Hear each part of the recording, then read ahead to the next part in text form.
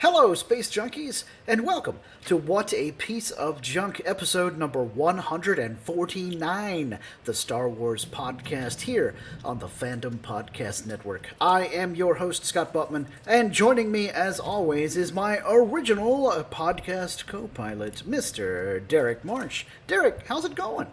It is going wonderful. I can turn off the lights and make it dark and night in here, but unfortunately, no, because then nobody will be able to see me. And I want people to see me. I'm okay with that. I don't have to worry about mass murdering people if they see my face. So I'm glad that you are not going to kill everyone who's seen your face, because I mean that would include me. That would also mean that StreamYard and Zoom calls and stuff like this would be exceedingly more deadly if people followed that philosophy. That sounds like a movie to me. It does. And you know who would analyze it with us? That's right, our very own Dave Filcloni, the gooey chewy, man of 1,000 nicknames, Nathan Miracle. Nathan, are you on the path to kill everyone that has seen your face? Well, I was going to try to do that, but then I realized you have to be like Darth Vader level to choke people out over HoloNet calls. Most people can't do that, and well, I'm most people, so you guys are safe based on distance. Just to be clear, most people can't do that face-to-face, much less over Zoom calls, yeah, that's the story we're going with. Well, in case listeners haven't picked up on it, we are here on this episode of the podcast to talk about the next episode, or the most recent episode, of Star Wars The Acolyte, which is Episode 5, Night, the companion piece to Episode 4, Day. And I have to say, I was relieved, gentlemen, that this week on The Acolyte, I was wrong in my prediction, and Nathan was as well, that they were going to do an interlude of another flashback episode before we actually got to Night to see Darth Teeth wreak havoc on the Jedi in the forest. I'm really glad they didn't do that. I think fans, and essentially the Fandom Menace, would have lost their collective minds if they made us wait another week to see the outcome of the big epic, like, 8 versus 1 lightsaber battle. So yeah, and epic it was. Derek, the action was so epic that I didn't hear nearly as many complaints on the old blogospheres about this episode as I did from episodes 1 through 4. What about you? Did you have that same experience? Fewer complaints and more ooh? Well, the biggest complaint it went into was about them then now complaining about, well, Disney is, they why did they cancel and make it Legends canon if they're just going to take the stuff and make it canon now? And, okay. And I was just sitting there, thinking, first off, Cortosis has been in there since the Disney era began, 2014, 2015. But let's not get technical about that. Right. Also, it puts Disney in a lose-lose situation. If you ignore the Legends canon, they complain, "Oh, how dare you ignore all of this clearly canonical stuff?" And if you put stuff in from Legends, "Oh, well, why even make it Legends if you're going to put it back in?" Right. Yeah. You're darned if you do, and darned if you don't. Yeah, and there are people who complain both ways, and that means that they just like complaining. That's it. That's they true. Just want to complain and get off my lawn. Yeah, the main complaint that I saw actually was that how is it that Jecki fought so well against Kumir when all of these other masters lost to him? Which made me think, well, she did too. So yeah, she died. Yeah. I don't know that she really did all that well. Do I need to push the spoiler alert button? I'm going to do it because I haven't done it in forever. But yes, Jecki died.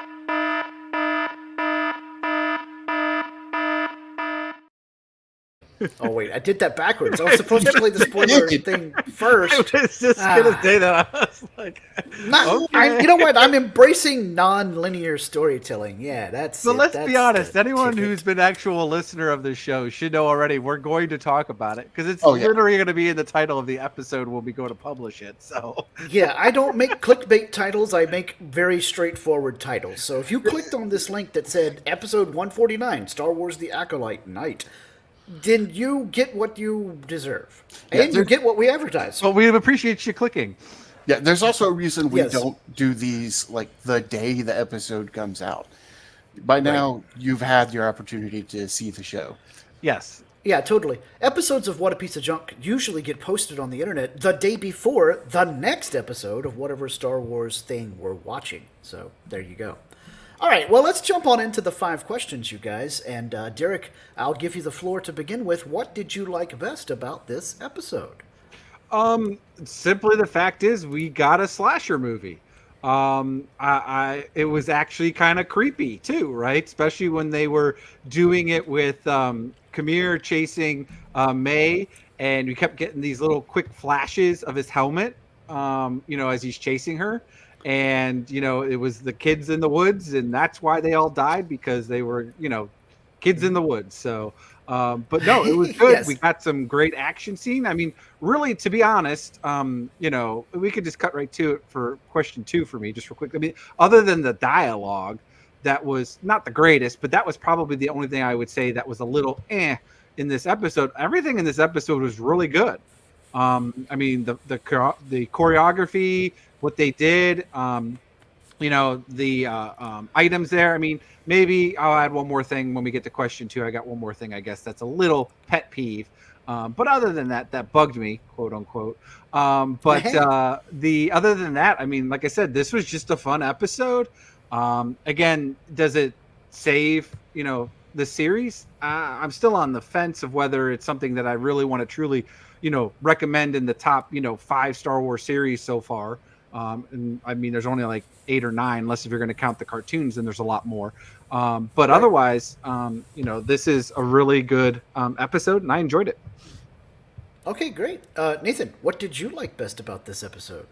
I think the moment that I liked best was towards the end when they're fighting Kumir. They defeat him not by straight up killing him, because that wouldn't be the Jedi way, but they go with the very light side way of nature defeating the darkness. They defeat him by calling upon all the Umber Moths, and they know that the Umber Moths are attracted to light, and they brought that back. And so that was foreshadowing in the previous episode that we didn't necessarily understand that was foreshadowing until now. That's kind of how foreshadowing works oftentimes. But it showed us this is how we can defeat the darkness, and in this case, by literally shining a light on it. So I thought that was pretty cool. Well, as often happens here, Nathan took my answer. That's what I get for going last. Yes. I was going to be all, you guys, eucatastrophe. They used the created world around them. And in the case of Indiana Jones, an actual eucatastrophe, because God himself shows up. It's not quite the same in Star Wars, but this is really close to a Star Wars eucatastrophe, is that they got out of the problem by, like Nathan said, embracing nature, not relying upon their own selves or their own artifice. Although we had sort of subverted eucatastrophe, because Pip was very integral to the Umber Moth plan, and he is very much a symbol of artifice as a droid. I mean, that's the whole reason droids exist in Star Wars, is to symbolize artifice. But instead, since Nathan much more eloquently explained that and didn't use a $12 word like eucatastrophe, I will say that my favorite part... I will say that my peninsula. My favorite part was when Jackie was fighting Darth Kimir, and he came after her, and he hit her own lightsaber, with the cortosis to short it out, and she hit it behind her, and then revealed to him and all of us that she remembered, oh wait, I have Master Kilmaka's blade as well, which apparently Kamir didn't necessarily know, because he reacted in surprise, and she got the upper hand for a few seconds, and then hers came back on, and she's all like, eat your heart out, Anakin Skywalker, check out my double lightsaber action. And then Kamir ate her heart. Well, eventually, but not right then. It took a little bit longer, because remember, he ran off, and they chased him some more till he got the chance to be all, I've got 2 lightsabers too, ha ha ha, because he had basically a wakizashi in the hilt of his katana. Good times. And did I mention it was an Asian guy doing that with a katana and a wakizashi? Yeah, oh my God, like, Disney is stereotyping. Oh my God.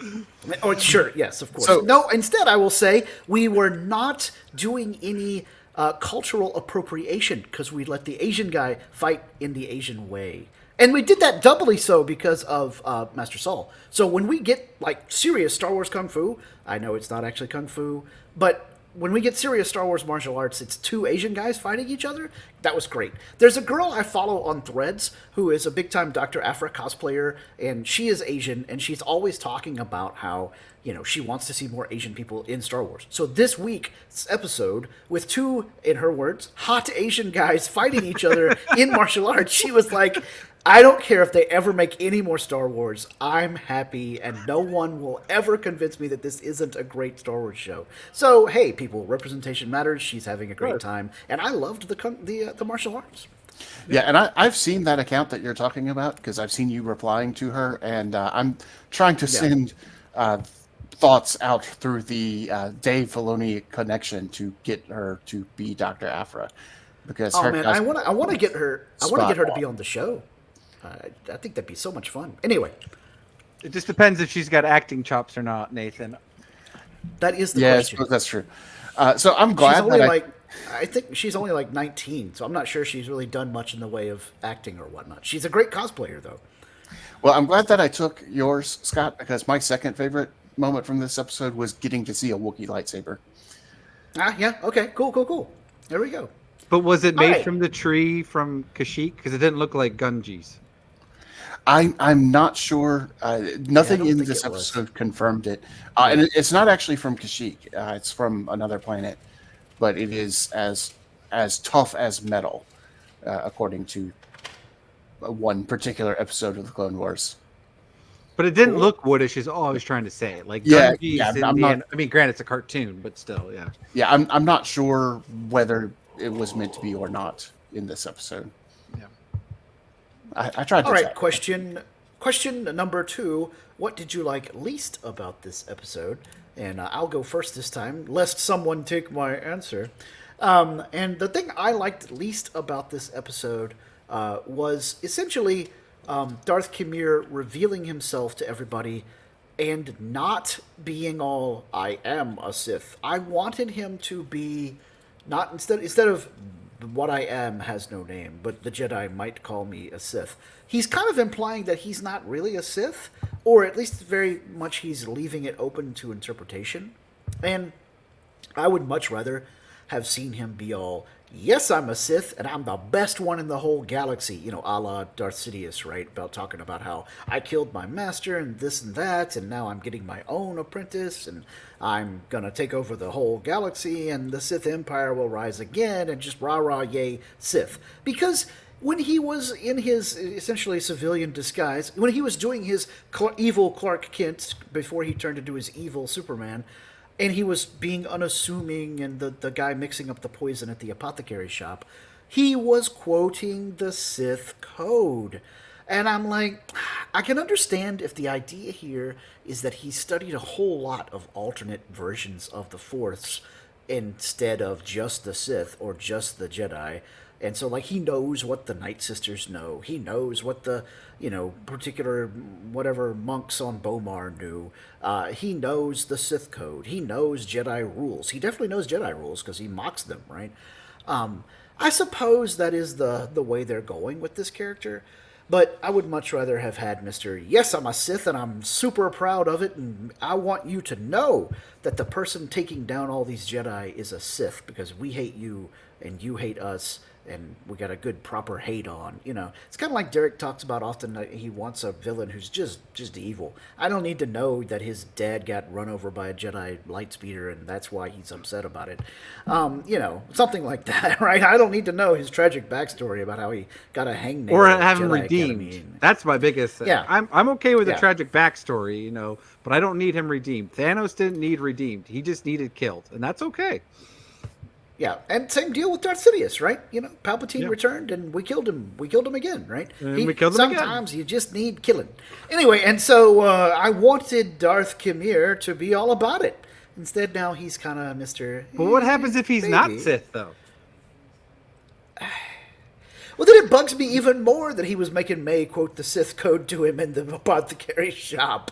Like, I'm going to make you quote basically evil scripture. Now, I don't believe in all that stuff, but I want to make sure that you have it memorized. I mean, what would be more evil than making somebody memorize evil scripture that you don't believe in?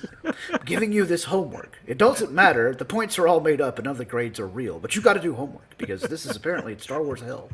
Anyway, all right, Derek, what did you dislike about this episode? Like I mentioned in the first part, right? The dialogue was a little choppy. Nathan and I were kind of laughing with it, but again, that's Star Wars, right? If you take it all the way back to good old George, dialogue would be a potential thing, but it's not like it's ruining for me. But really, the only other thing, and it wasn't the way that they did it. Like I totally understand, and I'm good with what you guys were initially saying, but I did say it. What bugged me was that simply that Kamir was essentially manhandled by the bugs then. And it was like, okay, we just stick Pip in the back of him, and it's like, well, you know, or the flashlight or whatever.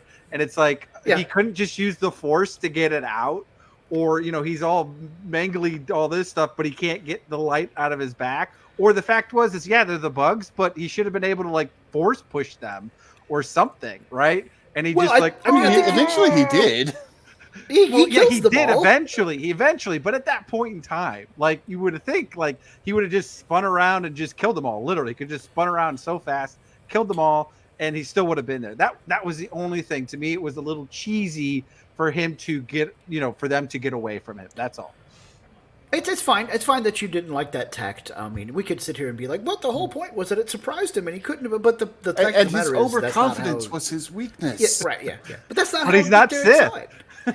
See, now there's a good point. He's overcome. Anyway, Nathan, what do you got? What did you dislike about this episode? Well, I've got two things that I disliked. One is, alas, poor Yord. We barely knew him, and my theory that he was going to snap and go to the dark side was only half true. Only the snap part. Oh, too soon. Wow. Yeah. So the other thing that I disliked was when May was first being arrested by Jackie. So May has changed her mind a couple of times, and I personally think it makes sense when she changed her mind. She changed her mind when she realized her sister was still alive, because that changed everything for her. So her whole, what am I doing?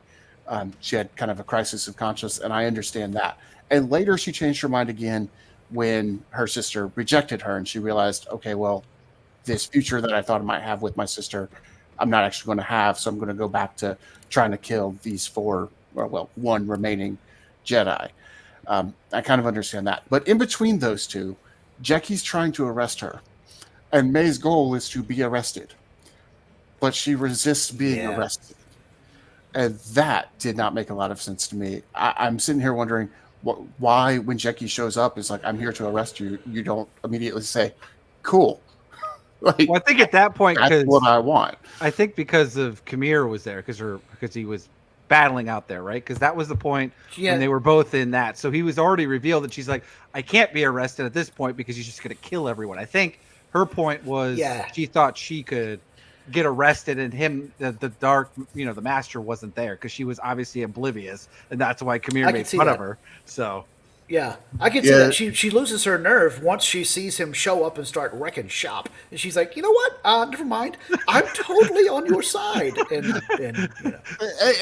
to be fair, her whole plan was, well, I'm not going to get punished because I can give them the information I know about my master, and now they know that information, possibly even more than she did to begin with. Right? So they're dead. I guess from that, for as long as they live. So I guess from that perspective, it kind of makes sense. But I wish that was better explained. That she, maybe had said just one line saying, "Oh gosh, now." Don't worry about arresting me. Let's get the heck out of here. He's going to kill us all, or something. You know what I'm saying? Yeah, to your point. That would have been the smarter move. But one thing I like to point out when people talk about plot holes. Characters doing dumb things is not a plot hole. That just means the character did a dumb thing. Yes. If it's within their, if it's within that's their how we show you character they're dumb. view, Right. If it's within their character to do, it's not a plot hole for them to Yes. do it. Even if you can sit there and say, logically, this would have been a better course of action. Yeah. And you're right, Nathan. I was trying to think of a way. I'm like, yeah, had they not just snapped Yord's neck and he just took a flesh wound with a lightsaber, I'm like, he could have still been alive. But Yeah, He did get no. he did get a flesh wound with a lightsaber he first. did. But He I meant did, like, yeah. you know, Well, and I thought Sabine he was style, going to. right? I thought he was going to survive because of that. I thought he was going to make it back to the ship, and he was going to be like the one survivor, and that was going to be part of his whole deal of survivor's guilt and all of that, and that's going to turn him. Nope. Well, and I do appreciate that, even though like most people would have been like, Osha's like running back, he would have been like, I'm out. At least he actually still felt for her because they had backstory together that he couldn't just leave her. So that was at least good too, because he, as you watch this series, if you see it, like he was always the one you could tell, like as kids, he was the one that was the protective one. Yes. She was the one that would definitely get into trouble, and he was the one that was like, okay, Osha, like, no, we can't do that. That's not the Jedi way, and have to get her out of all the shenanigans she was doing. So, and to put it in D&D terms, he was definitely the paladin of the group. And he didn't go Death Knight. Made this oath. I am sticking to this oath. This oath involves protecting you, even when it means I'm running straight towards a guy who has already wounded me in a fight and trying to take him on and dying because of it. Already wounded me, and I watched him kill like 4 other Jedi Masters and maybe one other Jedi with Knight. ease.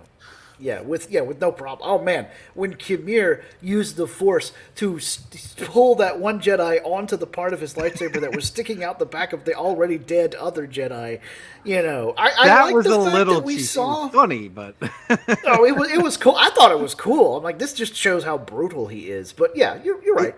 It shows how but brutal. Hey, it keeps. Yeah, it shows how brutal he is. It also shows how complacent the Jedi have become. And this is something that continues on into the prequels, how complacent the Jedi have become. They don't know how to fight a Sith. they don't know how to fight, period. Exactly. Right. They barely know how to fight at all, because even the Umber Moths were like making them rattled, But no, to answer your question, but to your point though, Derek, it was a little cheesy, but cheesy in that horror movie slasher movie atmosphere. I could see Jason Voorhees running the machete through the he's cheerleader. done it. He's done it. And then he grabs her boyfriend and puts him on the same machete, right? Yeah. So to your point, no, you're right. If it's a slasher cheesy, yes, it was good. So yeah. All right, number 3. What changes did you notice about the larger Star Wars galaxy? Derek, you got any changes or just, broader connections, whatever you want to do? Well, a couple of things, right? So we've talked about it. One is, that was going to be my thing, is that you could obviously see without a challenge like the Sith, the Jedi are very complacent, don't know how to fight, right?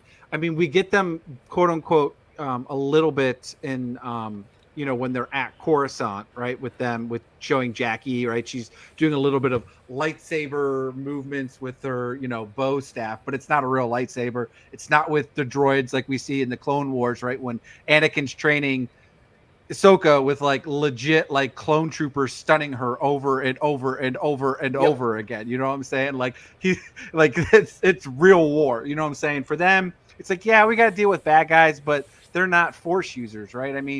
They're not used to something that's being an actual threat to them. So I appreciate that. I wish to what I think Nathan and I have said, even with some earlier comments, like a little bit of dialogue could go a long way. Like your guys' point earlier, like had they actually said something like, Osha could have said something to them, like when they were walking through, it's like, why are you guys rattled? And it's like, well, I'm not trained for on-field combat or something like that, right? Like actually gave a little bit of foreshadowing and showing that they struggle with just, a normal thing, let alone a Sith assassin or a non-Sith, but just somebody that's really good at combat that's been trained their entire life for this kind of stuff, right? The other thing we mentioned is the cortosis, like phenomenal, great. So again, we get something that, again, hasn't been quote unquote not Disney canon legend for a long time. Right. It's almost, it's been 10 years technically when it came out with A New Dawn, even though that was in production before the Disney acquisition. So it just happened to be conveniently in it. But the 2015 with the Star Wars Uprising was produced by Kabam with Disney acquisition. So they would have been able to have plenty of time to look over anything. So the fact it was actually in there, and actually showed a visualization of it too. It's like I said, been nine years since it's been in canon. Just again, people don't care about that, or the fact that we were just talking earlier about Dr. Aphra. It was in plenty of times with Dr. Aphra. I mean, that's the whole point of how she fights Vader for a short period of time with the Null Blade in that episode, right? Or comic book. So so again, great stuff that they're doing. They're linking into it. I think that they, again, could do a bit better explaining some stuff, just so the audience is like going on, like, what the heck, what's going on? Like they don't explain stuff, right? Like it would have been like Behoth of like at some point, like the Jedi are fighting him, and one of the Jedi have been like, what? They're just sitting there shaking their lightsabers, like a 10-second dialogue, like, what's going on? Why my lightsaber? He's like, he must have some type of cortosis or something like that, like something to tell people, that been like, oh, okay, it shorts our lightsabers for a short period of time. He has the ability to disrupt it. We need to be on our, best defense in order we're going to survive this or something like that, right? Just little bits of dialogue to really help the storytelling would have been a lot better, I think, in this whole series of what's going on. Again, doing great stuff, but connecting and new things that they're doing, but they just need to be able to explain it in a better way rather than either us nerds knowing everything that's going on, or that, somebody has to go up and look up Wikipedia, which most people aren't going to do it. That's why they're upset about some of this stuff, because they're not as passionate. They just want to watch Mando and Grogu, and we're finally getting into other stuff. Well, when you give them this stuff, you got to spoon feed it a little bit to them because they don't watch everything or read everything. Yeah, totally. I was going to mention the cortosis thing as well. We, of course, began theorizing almost immediately after the episode came out. We'd all seen it. We're on our group chat for the show, for the podcast, talking about, do you guys think it's Beskar? Do you guys think it's cortosis? Is cortosis still a thing? Are we bringing it back like we did with Thrawn, et cetera, et cetera? We hashed it all out. But like you said, Derek, not everybody is going to do that.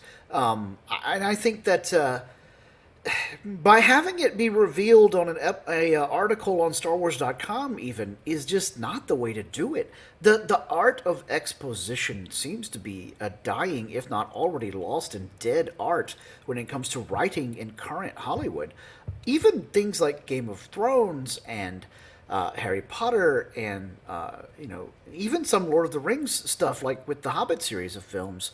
There's so much that the writers don't take the time to have a character say, because they've been drilled into their heads so many times, show, don't tell. And that is usually a great idea, except when you're doing a lot of world building like this, and you need to be able to have your viewpoint character, your everyman character, your Han Solo-esque character, your Poe Dameron-esque character, who is there as sort of the stand-in for the audience, getting that info in some way, or sometimes giving that info. Like when Han is explaining stuff, in the original trilogy, or when Poe makes offhanded jokes and comments and then talks about, oh, this is working because of blank, right? I feel like sometimes the current Star Wars writers are so scared of being Star Trek that they are so averse to technobabble that they don't write any kind of explanation as to what the heck is going on. And the audience is just kind of left rudderless and drifting, right? Anyway, none of this is my answer to the connections and changes in the Star Wars galaxy. And I'm trying to think... I just lost track of whatever I was going to say. Or anyway, I was going to mention about how lightsabers can get chopped in half. And we've seen that, of course, with Maul's double-bladed lightsaber. But I think in the big lightsaber fight here in Episode 5 of the Acolyte, we see more lightsabers get cut up, rendered inoperable, not even temporarily by the cortosis, but just like slashed, beaten, etc., than we had in quite a while. And I thought that was kind of cool. I love that cortosis is back as a thing, and this is, of course, the live-action debut of cortosis, so that's pretty neat. But, keeping this idea of, this is not really within the Star Wars galaxy, but within current Star Wars production, keeping this idea of revealing something online is just a bad move, in my opinion. It's like what they did with Palpatine's return in Fortnite, for crying out loud. I mean, people seeing the trailers and, paying attention to movies but not video games didn't know anything about the mysterious signal, the dead speak, the signal from Exegol. Like, all that stuff was revealed before The Rise of Skywalker came out, but it was revealed in Fortnite during some event in the game on the live servers. This was a terrible idea. So yes, tell me that it's cortosis. Be proud you're a Sith, etc. Give me some exposition, writers. Give me Write. exposition. Yeah. Anyway, Nathan? It's You're on. interesting. You There. bring up the idea of telling people things through other media. And Star Trek did this with the 2009 movie. They had the Countdown comics. It was a series of 4 comics that told you what happened in the Prime universe to set up what happened in the alternate universe that you see in the movie. But if you actually go watch that movie, none of it mattered. You Right. did not need to know anything from those comics to understand what was going on. I think that's a really big difference. With things like Palpatine returning, you needed to know. And if you didn't, if you went in not knowing, it just came way out of left field when you saw the dead speak. Like, wait, what's going on with that? Do we have literal zombies in Star Wars now? I mean, well, Which we do. we do, but you Like wouldn't know 6 that years just later or 5 years later. Yeah, you wouldn't know that just watching the movies. So yeah, I think you make a great point there, Scott. But the connection and sort of possible change that I want to bring up relates to episodes 7 and 9 with the Knights of Ren. Now, I'm not a big music guy, but apparently, from what I've seen, other people who know more about music online have said that when Kumir is on screen, there are times where you hear Kylo Ren's theme. Indeed, you do. Actually, my son Joseph pointed that out when we watched it earlier tonight. Excellent. Glad I'm not just taking incorrect information there. Then, so there's a theory that he is a member of the Knights of Ren, and that could connect to Kylo Ren. Now, I want to be clear: the timeline with how old the Knights of Ren are makes it to where this should not be the establishment of the Knights of Ren. They should already exist at this point. But that would be kind of another dark side user group that he could be from, and not necessarily be Sith. But there's nothing that says you can't be a Knight of Ren and also a Sith. So he could be both at the same time. So if you look up just the quick Wikipedia, right? So to iterate what you're saying, so the Knights of Ren was a mysterious order of elite warriors that followed the dark side of the Force in an age when the Sith were extinct and the Jedi Order was all but destroyed. Yeah, so that would have been older than this because the Jedi Order has been rebuilt by this time. So the Knights of Ren are necessarily still around. Correct. Yeah, and that would make them not Sith, to your point there. It would make them true. Not necessarily Sith. Now, like I said, he could be both. Could. He could also be working for a Sith, being part of the Knights of Ren. That's true. He could be an acolyte himself. Yep. Dave Filoni is not as involved in the show as he is some of the others, but he does love a good name that can be applied several different ways. So it could be May's an acolyte in one sense, but Kamir's an acolyte in another. Well, if you think about it, right, what does an acolyte truly mean? Let me put this up just so I get the true meaning of it. A person assisting the celebrant in a religious service or procession. And then if you think about what's the definition of a knight? A knight meaning. So that would be what you're really looking into, right? Knight meaning a man who served his sovereign as lord as a mounted soldier in armor. And then obviously the UK title. So again, the acolytes the Knights of Ren having acolytes is basically squires would make sense. Right. Absolutely. Yep. All right. Question number 4, Derek. Oh, yes, my question. Sorry, I want to make sure. So after we watched all this, we didn't mention either. We did talk about this. So obviously the way the episode unfolds, we all assume at this point that Osha and May have swapped positions per May, and she's with Saul and Kamir, right? So we're all good with that. But the way things are going and the way we typically say, whoever a dark side user redeems themselves, right, they have to die, blah, blah, blah. So do we think May or Osha will die, or both? Or I guess, do you think none of them die and they, live?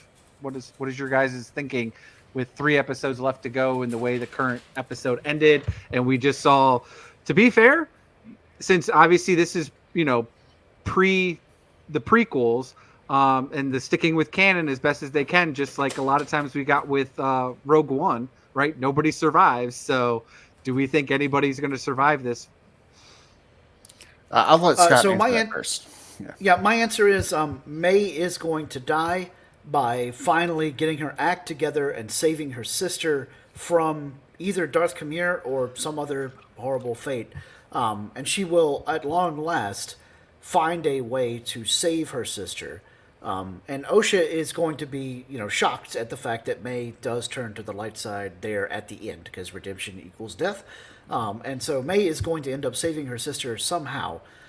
We might even get some crazy, wild merging of the two girls together to form whatever is necessary to stop Darth Fusion. Vader.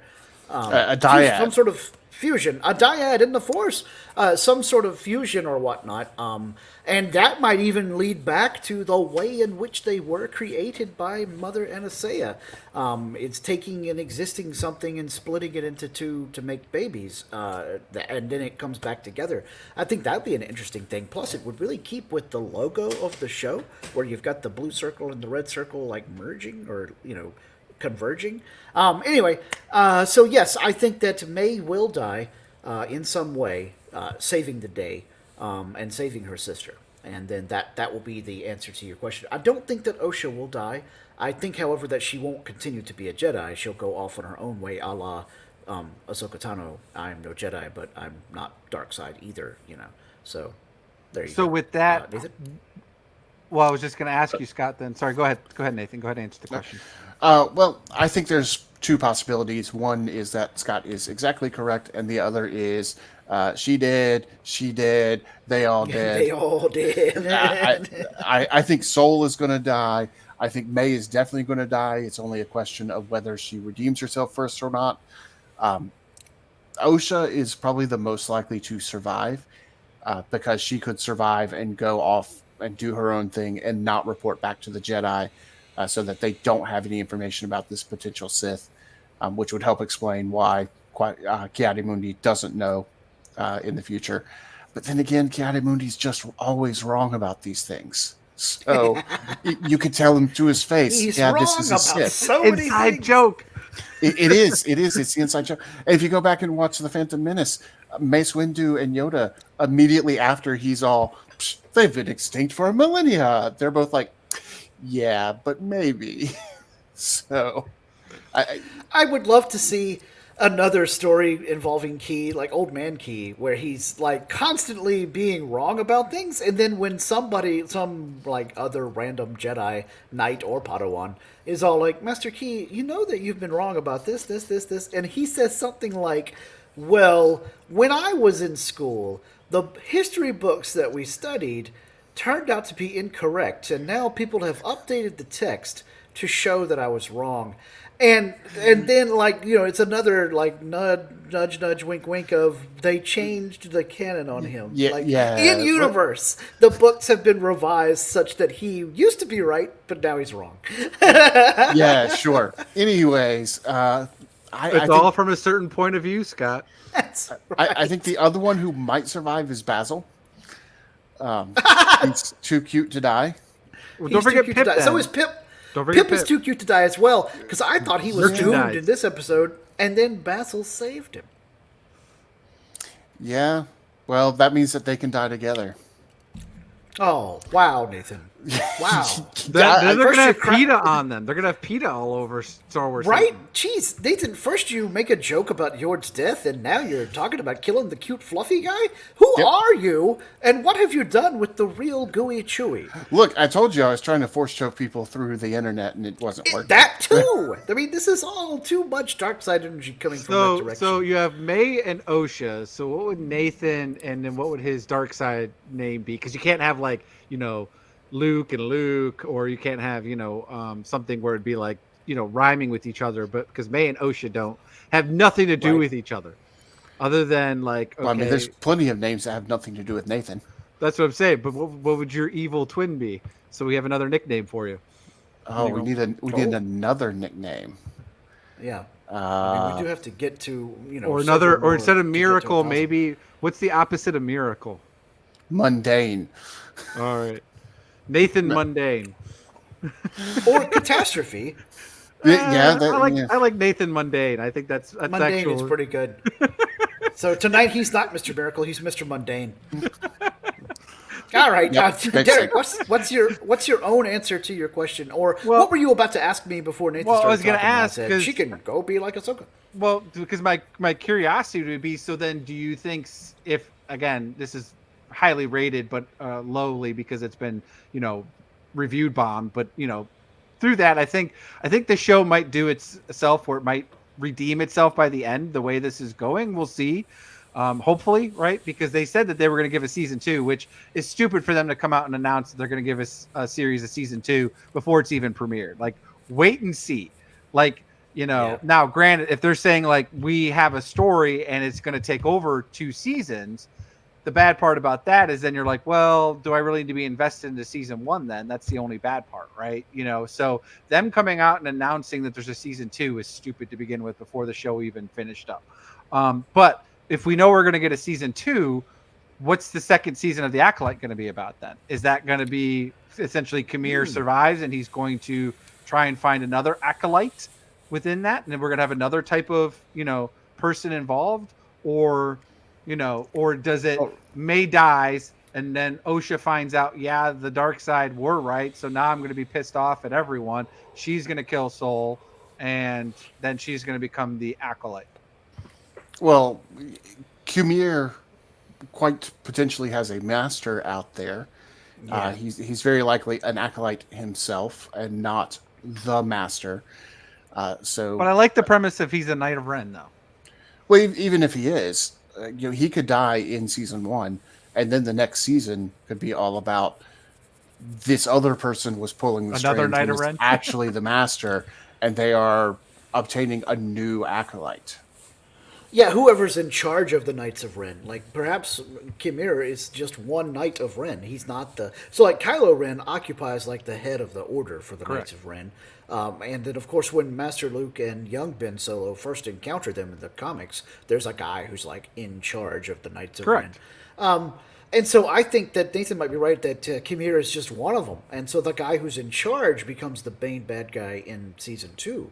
We could get a perfect Yoda moment, maybe even from Yoda himself, as a, because we're going to do this flip-floppy. And instead of him in the hut on Dagobah and talking, or on the swamp on Dagobah and talking to Obi-Wan, that boy is our last hope. No, there is another. We can cut to young Yoda, just investigating the Darksiders, and they're all, well, at least we killed Darth Kamir, and now we don't have to worry about it. And no, there is another. Cut to whoever the new main bad guy for season 2 will be turning on his red light. So you're saying a whole new cast? Okay, I'm fine with that. I'm just wondering, like, nobody's gonna make it to season 2. Nobody got a contract renewed. Well, Kiadi Mundi would show back up. That's it, Kiadi Mundi. Well, yes. And so would he just wouldn't be a main character. Master Vanessa Green Girl. Yeah, Vanestra or whatever. Vanestra. So. We haven't seen her do her lightsaber whip thing yet in this season, so very much so she could become a huge deal right at the end, kind of like Moff Gideon. Or is she right in the flashback? Oh, she's in the flashback. I'm that would pretty be sure interesting. We've seen the whip in a preview, so I think we're going to see it in sometime a trailer. this season. Yes, that's what. Totally. Yeah, totally. it could definitely be in a flashback. She's the one who actually killed the Night Sisters. I mean, that's possible, but I really don't think that's the case, because every time she seems to find out something new, quote-unquote new, about what happened Why at didn't you tell me? Yeah, she's all, why didn't you tell me this part? And Soul's like, I thought you knew, or I thought it wasn't important, or blah, blah, blah, blah, blah. And, well, I didn't want to admit to treason. Yeah, she's constantly being all, I didn't know that, but perhaps she's doing that to cover up her own presence there on Brindok. but I don't think so. That's getting a little too far into the weeds, even for this show. Yeah. Yeah. So anyway, I expect that Master Venestra will help to fight Darth Kimir with that laser whip, and for some reason, she didn't know all about the stuff that happened on Brindok. However, figuring out the truth of the matter brings me to my question this week. I'm doing question 5, and it is Master... Now, this is craziness. Is Master Saul secretly Kimir's father? And is that what Kimir meant when he said to him, "You don't remember me"? And also, is this a double meaning for when Kimir goes, "The Jedi say I can't exist"? Because if he's a child of a Jedi Master and they're not supposed to have attachments, or theoretically they're supposed to be celibate, how can he have a child? There's also the thing that really makes me think this has some legs to it as a theory about Master Saul is Kimir's father, is that when they first captured Kimir at the apothecary shop, he didn't say, "Are you going to use your Jedi mind trick on me to make me obey?" He said, "Are you going to do the thing where you change my memories?" or words to that effect. And therefore, is he, very upset and feeling like very, abused by the Jedi because they came, they took his father away and changed his father's memories so that he would not have an attachment and he would leave, and the Jedi Order said, "You can't exist as the child of a Jedi. We've got to take Master Saul with us." And so they give him so many false memories all the way back to him being a kid, because he told Osha, "They took me when I was even younger than you." But perhaps that entire history is a lie, and they took him from his already existing family, of which Kimir was his offspring. And that is the group of Jedi that say, "I can't exist." Now, perhaps Kimir only is meaning I as a Sith, I as a Darksider can't exist. And the Jedi writ large are saying I can't exist. But it felt so much more personal. Even when he told Master Saul said, "What kind of a master hides his face from his pupil?" And Kimir said, "You tell me." And then later, of course, "I've embraced my darkness. What have you done with yours?" Etc. Right? So what do you think, guys? Kimir, secret, illicit child? All kinds of Jedi memory wipe? Or is Scott drinking way too much Star Wars coffee? Derek? Well, I mean, I definitely agree that there's something to do with Soul still, right? Like, I definitely picked up on those key points to your point. I didn't think about until, we talked a little bit earlier when I read your question, and then we're talking about it now with him being that. I mean, it would be some juicy gossip and some drama going on in a show that desperately needs something. But it definitely goes back to, and I think this is why so many people are upset with the Acolyte too, is because, they're, making the Jedi and, they're corrupting them and they're making them. I'm like, yeah, but we've been talking about that for so many years already. How the 25 years. I mean, we've been talking about that, especially after the Revenge of the Sith, and we really start to see a lot of things, and we got the Clone Wars and all that. I mean, just more and more, it's showing to me that, yes, the Jedi deserve to be. They were, supposed to be a separation of religion and state, and they weren't. And, they were obviously showing you here that they were having some secrets behind their back because, as Master Venestra said, they have to keep, the appearances up. And it's just like any other typical religion. Again, the religion and faith is fine. It's the people with their agendas behind it. That's the problem. Yep. And it's mirroring in today's world. I mean, again, people want to say it's woke and political and all that stuff. And I'm like, no, it's not. It's literally art imitating life. What more do you need than that? I mean, I get it. I appreciate it if you want to watch the original Star Wars and shut off your brain and don't think it's anything to do with, like we've talked about with Vietnam or the Korean War or the Nazis or, whatever you want to say. And with, all the other things, and you just want to enjoy a blow 'em up, summer blockbuster. I can appreciate that mindset, but then you can't go complain about the movie because you're obviously correlating to the things in real life. So the movie's doing a good job because it's doing what it's supposed to be doing, making you think. If it just wanted to be a dumb blow 'em up movie, well, then go watch The Fast and the Furious. Don't watch Star Wars. Yeah, We have more episodes of. Sorry, we have more episodes of Fast and Furious than Star Wars right now. If you really want to do it, so go for it, because they're above 10 and we're still at 9. So. Yeah, and when did Star Wars start becoming political? It was somewhere around 1977. 70, probably 74 when he wrote it. Right? Oh, Yeah, that's true. Yeah, they were filming in 76, even not 75, I think. But yeah, he wrote it years before that. So, anyways, go ahead, Nathan.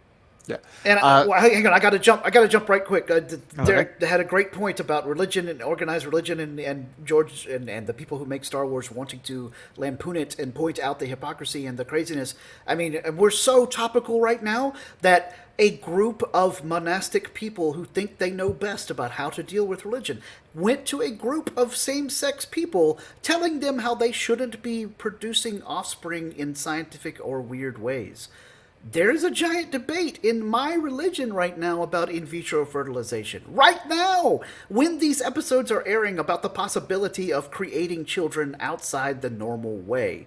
Come on, people! If you think that this isn't somehow, prescient about these things, science fiction is supposed to cause you to think about the future. It's supposed to make you uncomfortable with the ideas that you're dealing with right now, because it's about projecting the future and making you think about those things. And we love to say that Star Wars is more space fantasy than science fiction, but it still has some science fiction elements at its core, because, it was inspired by Flash Gordon, one of the OG science fiction franchises.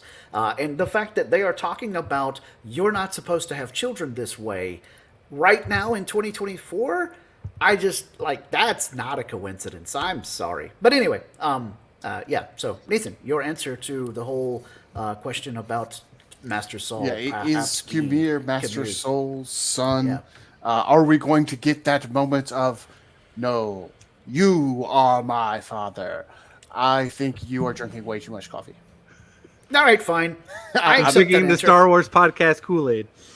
Yeah, I'm thinking.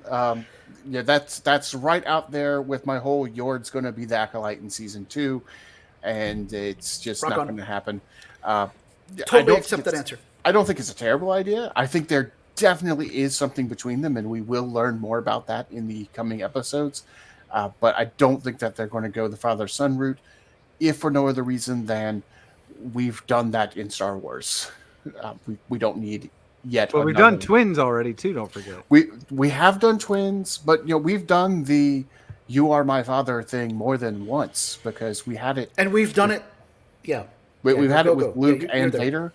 We also had it with Kylo Ren. Yeah, by the way, that's Han's son. We found out a little bit earlier in the trilogy, but still. And we did it, and because the Acolyte seems to be wanting to reverse and subvert things, we already did it though. Because, like you said, Luke, light side son, finds out about dark side father, but then Han, light side father, finds out about Kylo, dark side son. So we've already done it that way. So if Master Saul finds out his son is on the dark side, it's not really all that new or revolutionary. My only hang up with this, though, is wearing a stupid mask. And wearing a stupid mask. Just like Kylo Ren. Wait.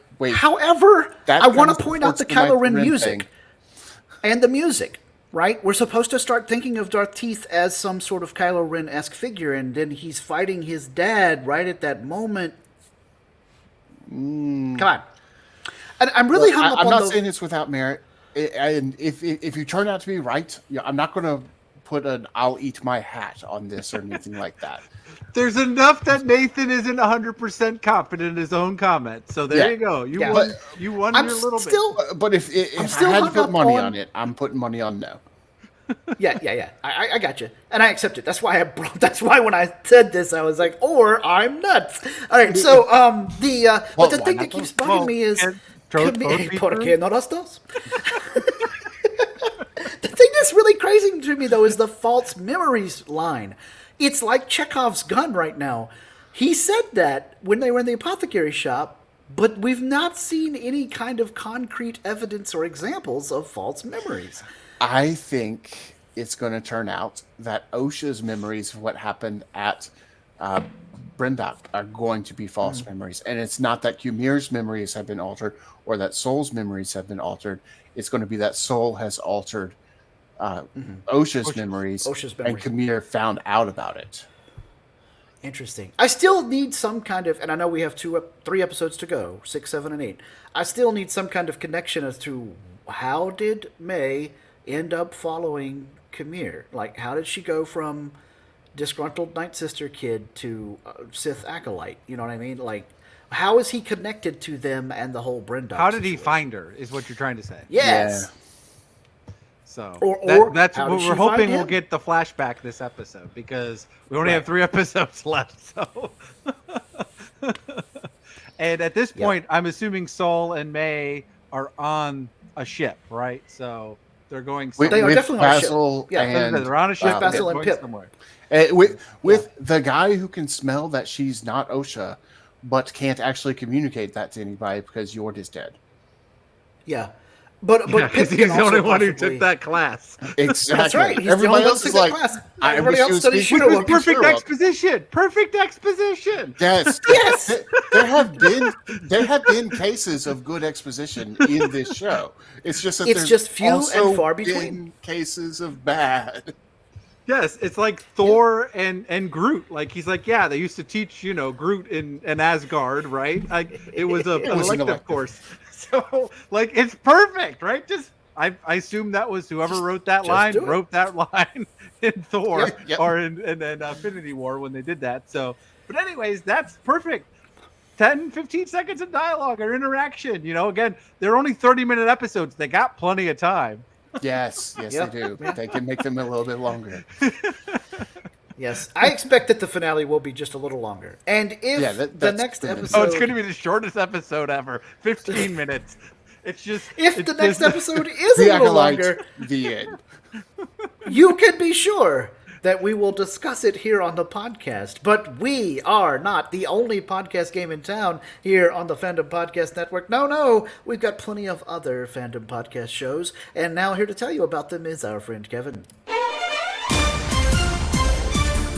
Thank you for listening. We hope you're enjoying this podcast. Here are the other great shows on the Fandom Podcast Network.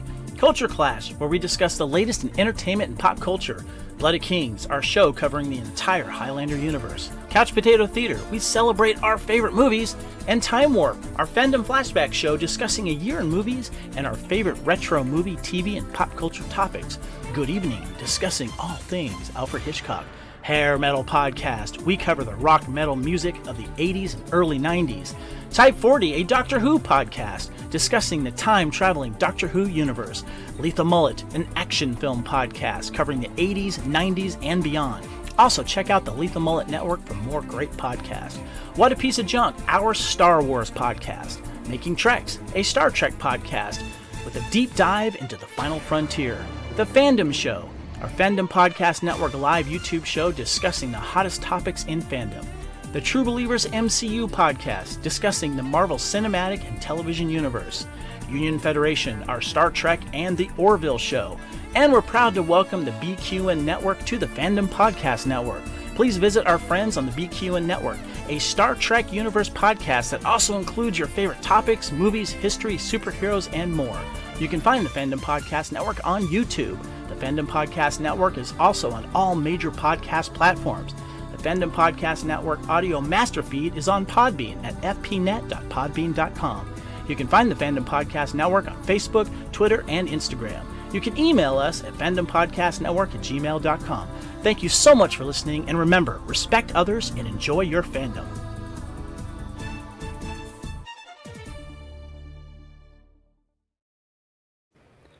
All right, thanks very much, Kevin. Well, guys, even though Yord and Jackie were amongst the Jedi killed by Darth Teeth in Episode 5 of the Acolyte Night, this week we did get a few more tidbits about their characters as an interview dropped over on Collider. That was a video interview moment with the actors who play Jackie, Yord, and Kamir talking about Episode 5 of The Acolyte and their characters in general.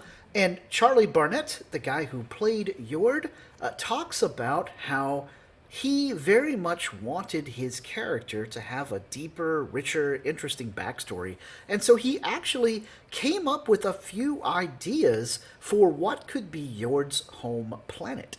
And according to Barnett's own words here at our friends at comicbook.com, the actor said he picked, quote, some really obscure and, quote, weird locations. But Leslie Headland, who apparently has much more knowledge about Star Wars than Barnett himself, famously, basically told him all of his options were just too crazy and shot them down for various reasons. And so he recalls that he's responding to Leslie and saying, I'm not just going to be from Alderaan. But, of course, he then follows that up with, let it be known I chose Alderaan eventually.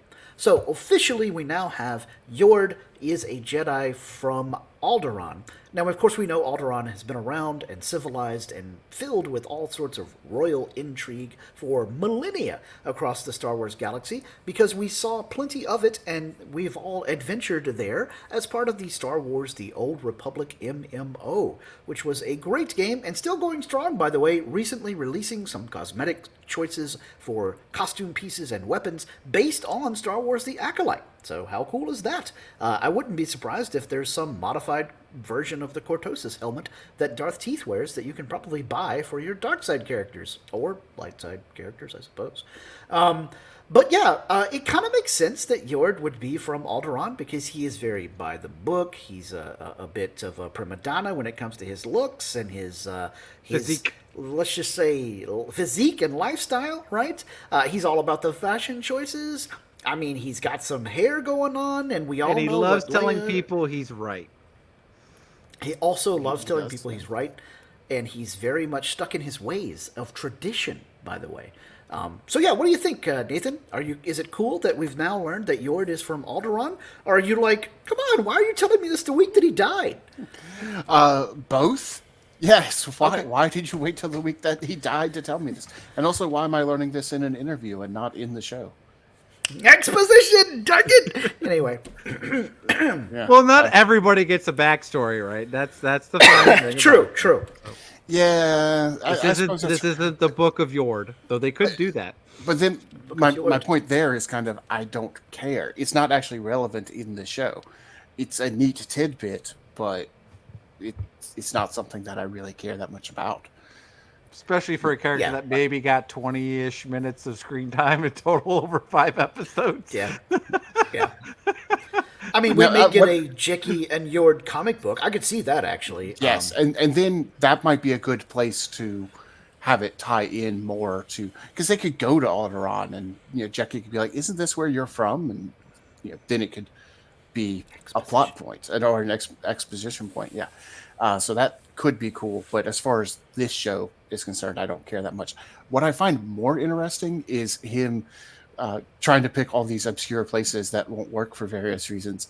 And he doesn't go into which places he picked, but I'm imagining that he's picking places like Endor, and just like, so you're not an Ewok, so that's not going to work. Well, he's not from the forest moon of Endor. Yeah, maybe he picked Endor, and it's just like, so are you meaning the moon? Because it's a gas giant. So, like, how about Yavin 4? Well, no, that's not really going to work either. I enjoy this idea. Because all we're saying is, I'm going to say, if him surviving this, he just would have been blown up in his old age. Really old age. Really advanced old age, yeah. Well, I don't know. How old do all the Randians live to? Do we know? Are they just typically 100 would be really old. They're fairly standard humanoids. Okay. Yeah. Because in Star Trek, that's not old. That's true. I think it's fun, though, that recently it has become a thing that Star Wars actors have their own headcanon about where their character is from. If there's no home planet stipulated in the script somewhere, they make it a point to try and come up with something that's important to them, right? This is, of course, leading me back to talk about Poe Dameron once again, where Oscar Isaac wanted his character to be from Yavin 4 because he, as a person, is from Guatemala, and that is where the ruins of Tikal are that George Lucas used as an inspiration and sometimes a wide shot, an establishing shot, is from the city of Tikal, where the ruins are of the, what he called, Masasi Temple, there on Yavin 4. The reason all of Yavin 4 architecture looks the way that it does is because that's what Tikal looks like in Guatemala here on Earth. And so Oscar Isaac, being from Guatemala, thought it would be cool if Poe Dameron was as well. Now, this didn't quite work out as direct as what Oscar was hoping for, but it is stipulated that his mother was born, or maybe his father, maybe both, was born on Yavin 4 and then was on Endor celebrating when the Death Star 2 was destroyed and he was created. Because he's an actor. Celebratory moments. He is an actor, yes, absolutely.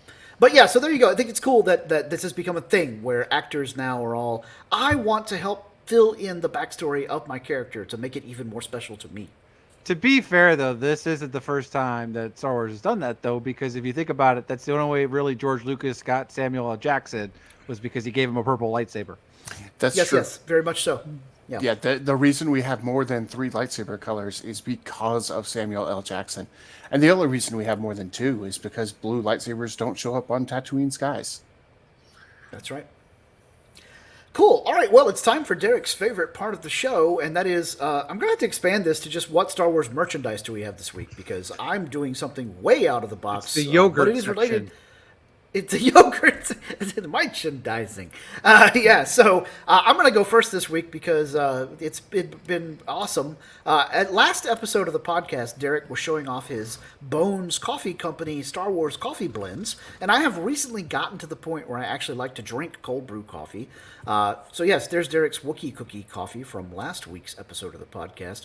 But I got, for Father's Day, a cold brew pitcher that says... my light's not working here. May the Force be with you, and has a cool Try the other lightsaber side. hilt built into it. There, yeah, that's better. Oh, yeah. That Sort is- of. Yeah. All right, there so you go. yes, you guys can see May the Force be with you, has the cool lightsaber hilt there, and this is a cold brew pitcher. There's a filter thing that goes in here when it's doing the cold brew. Mita once asked me, why are you on the coffee train now? And I'm like, well, first of all, it's cold brew coffee, so it's less acidic. And secondly, I like to make foods that take some time, because you got to put some effort into it, right? You can't cold brew when you wake up in the morning. You have to do it the night before, at least. Preferably, you're going to do it 24 hours before you're ready to drink the coffee. And that, to me, is an excellent metaphor for being a Jedi. And also, I don't do dark roast because, dark. Oh, dark roast finally, is delicious. And then finally, I got the cool hand-thrown frosted Star Wars pottery mug to drink the cold brew out of from the people over at Bones Coffee. If you guys are wanting one of these and you wanted the Darth Vader black mug, too bad, so sad. They're already sold out. So I got light side with a sort of Tatooine theme with the brown and the desert colors. And for the record, the Tatooine tiramisu light roast beans are really good when you cold brew them in the Star Wars pitcher. So that's me highly caffeinated and thus given to plenty of conspiracy theories about the Acolyte here on this episode of the podcast. Derek, are you rocking more coffee this week for the merchandise segment? Well, I showed you guys the 3 boxes. I did finally finish the Wookiee Cookie, and I will most likely be starting either the dark chocolate truffle flavor, or the Tatooine tiramisu. I'm not sure. You said it was good, so I think I might try that one starting this week. But I can't remember. Did I wear this shirt yet or not? I can't remember, because like I said, I purchased 10 Turtle T shirts because they were on sale, and I'm going to start gradually wearing them because it's been time to start wearing it while we shop. But I can't remember if I did this one yet. So we've got, this is a chibi. Let Qui-Gons be Qui-Gons. I don't think is you've worn that one Qui-Gon yet. saying something? I can't see. He's Just not 3 saying dots. anything. He's got 3 dots because he did, she Oh. did, they all did. Oh my gosh. That's amazing. Let Qui-Gons be Qui-Gons. No, you hadn't worn that one yet. That's for sure. Okay. That's great. Oh, you lost your noise gate off the microphone there, Derek. It went somewhere. Yeah. Qui-Gon used the Force to knock it over. There you go. Yeah, awesome. Okay, Yeah. that's a great T-shirt. Couldn't pass it up All for right. $10. Indeed. Nathan, what do you got? I am wearing my line art Ahsoka Dave Filoni art T-shirt, which I've worn several times. So I'm not going to stand up and show that to you. I'm going to show you something else that I happen to have with me. And the reason I have it with me is because Fantasy Flight Games has a job opening right now for a game designer for Star Wars Unlimited. And I gave serious thought to putting my name in as an application for that position. But it would involve moving to Minnesota, which I don't really want to do. And also, I have a girlfriend here in North Carolina. I don't know that she'd be willing to go with me. That would be difficult. So decided not to actually apply. But while I was considering it, I thought, well, first off, I would need to highlight the fact that I've designed for the Star Trek card game for quite some time. But I'd also want to show off my knowledge of other Star Wars CCGs. So I thought, what better way to do that than with the glossary from Decipher's Star Wars CCG back in the late 90s. And my favorite entry, which I will read to you now, moose. Large quadrupedal ruminant mammal of the deer family, long legs, heavy antlers, humped shoulders, inhabits northern New and Old World forests. Also, a noun sometimes surreptitiously inserted into game text or rules by mischievous game designers as a test of Decipher editorial staff thoroughness. The fact that you've never seen this word on a card is evidence of the editor's dedication. But one of these days, we're gonna miss one. The moose. That's the only rule I remember out of this book. That's not true, but it is the one that comes to mind immediately whenever I think of it. So I happen to have that here with me, even though I, in the end, decided not to apply for that position. Well, if you guys out there want your own cool What a Piece of Junk merchandise, t-shirts, mouse pads, iPod cases, coffee mugs, just like Derek has there right now, or merchandise from any of the other awesome Fandom Podcast Network shows, please head on over to tpublic.com and search up Fandom Podcast Network in the user bar, and you can find all these other cool kind of tchotchkes to line your nerd cave with some real podcast cred. But that's not the only place you can find out more about the FPN on the internet. Nathan, tell folks where they can find us out there on the interwebs. Absolutely. There are a ton of places you can find us out there on the interwebs. Pretty much anywhere you listen to podcasts, you can find us. And that includes Apple Podcasts, Stitcher, Podbean, Spotify, iHeartRadio, Google Play, and on YouTube. On Facebook, we're at What a Piece of Junk, a Star Wars podcast. Email us at whatapieceofjunkpod@gmail.com. On Twitter, we're at What Wars. On Instagram, we have the entire Fandom Podcast Network at Fandom Podcast Network. And if you do listen to us on any of these locations, if they allow you to leave reviews, we would love to hear from you. It lets us know what we're doing well, what we're not doing well, how we can do even better, what you would like to hear. And we love getting 5-star reviews. Derek, why do we love getting those 5-star reviews? We like getting 5-star reviews, so that way we don't have to worry about seeing our faces. Because if you see our faces, we're gonna have to kill you. So plain and simple. So give us a 5-star review. You won't see our face, and you'll be safe to continue listening to What a Piece of Junk or watching us on the YouTube page. Yep, absolutely. Well, whatever we did that you thought was great, please hit us up between shows to let us know. And if we did something terrible, of course, tell us anyway so we can make the show more enjoyable for you guys. But until next time, always respect each other and always respect each other's fandom. All right, Nathan, punch it.